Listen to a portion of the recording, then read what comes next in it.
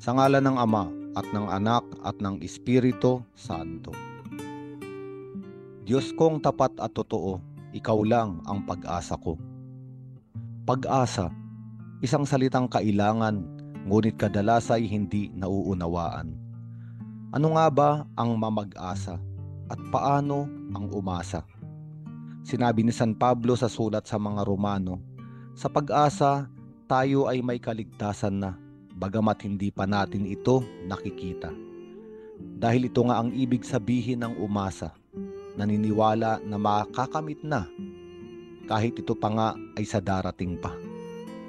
Sa sulat naman ng apostol sa mga taga-Korinto, ang pag-asa ay nakaugnay sa pag-ibig at pananampalataya. Tila ba isang upuang may tatlong paa, hindi tatayo kung kulang ng isa.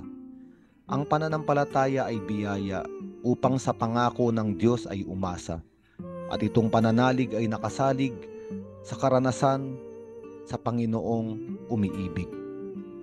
Ang taong dumanas ng pagmamahal ni Jesus ay may pananampalatayang ang Kristo na nagligtas sa kanya noon, siya din ang kasama sa ngayon at isang araw ay babalik sa pagwawakas ng panahon. Ibig sabihin, isang Mesiyas ang nagliligtas noon, ngayon at bukas.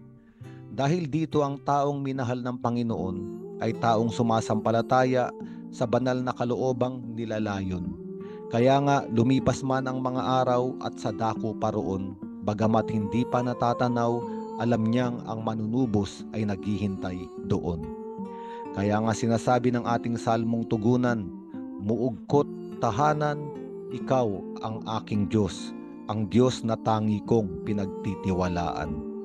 Buhat sa kanyang mga labi, ipinamimintuho, Diyos kong tapat at totoo, ikaw lang ang pag-asa ko.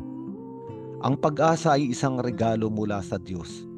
Kumakapit, nananampalataya sa paggiliw na hindi natatapos. Bagamat ang nilalang sa mga makamundong bagay ay kapos, hindi pa rin niya aariin na siya ay isang busabos. Ang mamag-asa ay hindi maaaring sa damdamin ay iutos.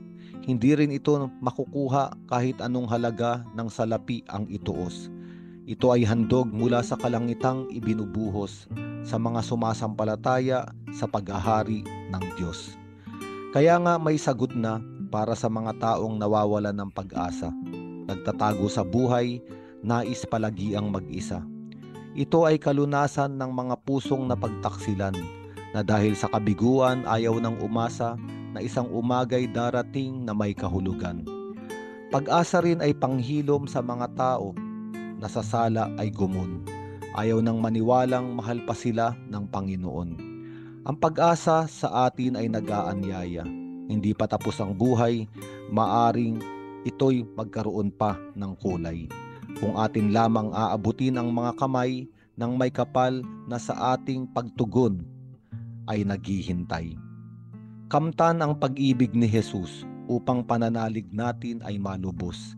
Ito ang tatapos sa kaloobang ayaw ng umasa na mayroong pagmamahal na hindi sumusuko at natatapos.